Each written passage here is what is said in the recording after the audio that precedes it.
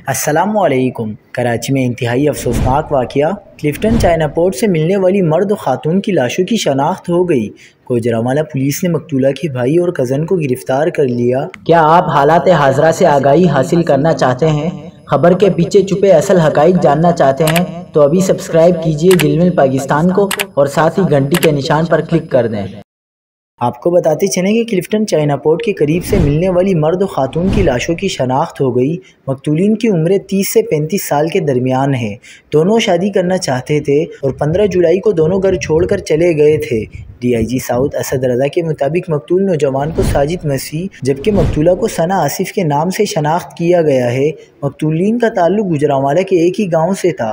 مقتولہ کے بھائی وقاص نے گوجرانوالہ کے تھانہ تتلے علی میں 17 جولائی کو ثنا کے اغوا کا مقدمہ درج کرایا، جس میں ساجد سمیت دیگر 4 افراد کو نامزد کیا گیا تھا۔